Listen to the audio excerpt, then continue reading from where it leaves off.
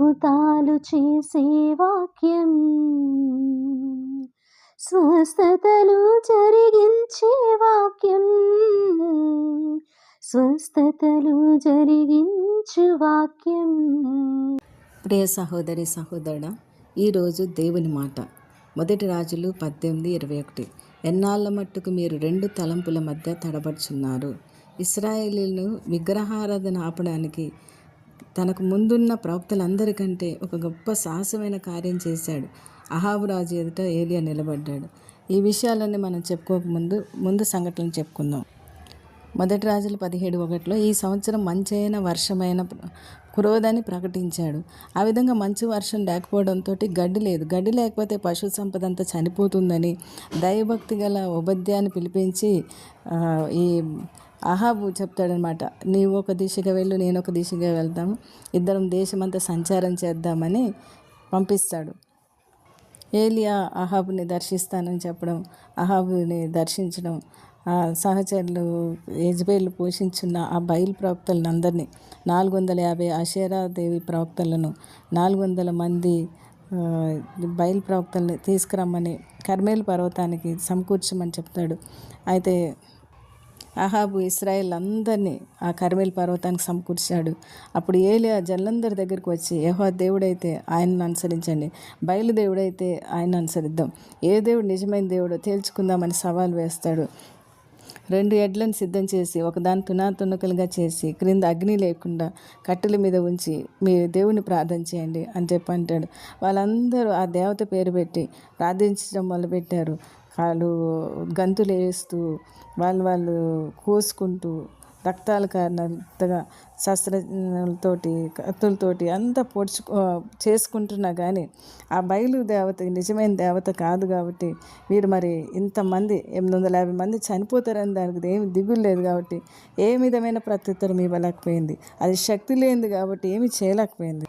అయితే ఏలియా రెండవ ఆ యొక్క తీసుకుని వచ్చి ఆ ఎద్దుని ముక్కలు చేసి బలిపీఠం మీద పెట్టి 2 మానికల గింజల పట్టునంత ఆ యొక్క లోతు కందకాన్ని తవ్వించి 4 తొట్ల నిండా నీళ్లు ఆ దహన పశువు మీద వేసి కట్టెల మీద వేసి 3 సార్లు బలిపీఠం చుట్టూ పొర్లేలాగా ఆ నీళ్లు వేస్తాడని నింపాడు.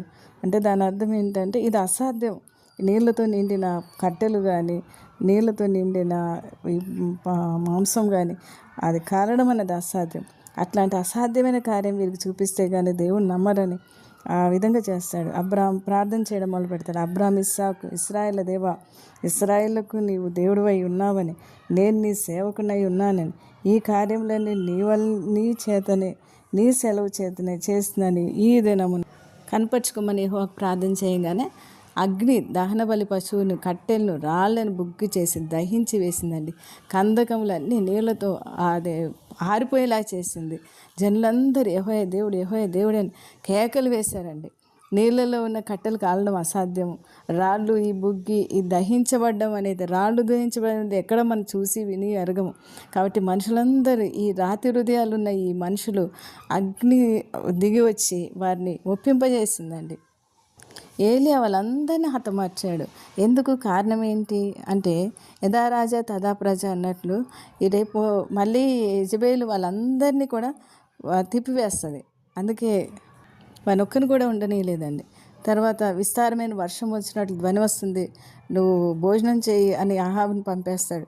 ఏలియా మాత్రం భోజనం చేయకుండా నేల మీద పడి మోకాళ్ళ మధ్య ఉంచుకొని ప్రార్థించడం మొదలుపెట్టాడు.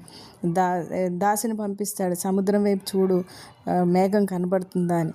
అలా పైకి వెళ్ళి చూస్తూ ఉన్నాడు. 7 సార్లు చూసి వచ్చి ఒక చిన్న అరచేయంత మేఘం కనబడుతుందని చెప్పగానే వర్షం నేను ఆపకుండా రథం సిద్ధం చేసుకుని వెళ్ళిపో అని అహాబుని పంపించారు. అంటే ఈ 2 సంఘటనలు అసాధ్యమైన సంఘటనలు. ఈయన చేసిన అద్భుతాలన్నింటిలో కూడా ఈ 2 చాలా ప్రాముఖ్యమైనవి. అది ఇంత చేసిన ఈయన ఒక ఈ యొక్క పర్వత శిఖర అనుభవానికి వెళ్ళిపోయిన తర్వాత యెజబేలు వర్తమానం పంపిస్తుంది 1 రాజులు 19:2. రేపు ఈ వేళకు నీ ప్రాణం వారిలో ఒకరి ప్రాణం వల్ల చేస్తానని అనేసరికి అంత ధైర్య సాహసాలు ఉన్నప్పటికీ ఆయన అలసిపోయాడు కాబట్టి ఇంకా ఆలోచించే శక్తి కోల్పోయాడు కాబట్టి ఏలియా ప్రాణం కాపాడుకోడు కానీ పదిరి వృక్షం కిందకి వెళ్ళి కూర్చుంటాడు. యెహోవా, నా పితరుల కంటే నేను ఎక్కువ వాడిని కాను, ఇంత మటుకు చాలు, నా ప్రాణం తీసుకో అని ప్రార్థన చేస్తాడు. అతడు పండుకొని నిద్రించుండగా, అంటే దేవుడు చూడండి నన్ను పట్టుకోవడానికి ప్రయత్నిస్తున్నారని ప్రతికూలంగా ఆలోచిస్తూ అలసిపోయిన ఏలియాని దేవుడు ఎంత బాగా డీల్ చేస్తాడు చూడండి. దేవుడు ఎంత మంచి దేవుడు అంటే, దేవుడు అంటాడు, ఆ గుహలో ఎవరు పలకరించే వారిని లేకుండా డిప్రెషన్లో ఉన్నవాడిని, ఏలియా ఏలియా ఇక్కడ ఏం చేస్తున్నావు అని అడుగుతాడు చూడండి. దేవుడు ఆయన భావోద్రేకాలు బయటికి తీసుకురావాలని చూస్తున్నాడు. ఇంకా దేవుడు గుర్తు చేస్తున్నాడు తనకి ఏమని అంటే, ఇదిగో నీ ఒక్కడవే కాదు, ఇంకా దేవుడు ఎంత అంటే బయలుకు మోకాలు 7,000 మంది నాకున్నారు, ప్రవక్తలు నా దగ్గర ఉన్నారని చెప్తున్నాడు. అంటే దేవుడు ఏంటంటే వాళ్ళని నేను భద్రపరిచినా నేను భద్రపరిచినా అని. ఇంతకుముందు కూడా దేవుడు చేసిన కార్యం తను గుర్తు చేసుకోలేకపోతాడు. ఎప్పుడైతే మనం నిరాశలో ఉన్నప్పుడు దేవుడు చేసిన కార్యాలు ఏవి గుర్తురావండి. గతంలో అక్కడ చంపాలని అహాబు రాజు ప్రయత్నించినప్పుడు అన్ని రాజ్యాల వారిని అడుగుతూ వచ్చాడు, ఇక్కడ ఏమన్నా ఉన్నారని ప్రమాణం చేయించుకున్నప్పుడు.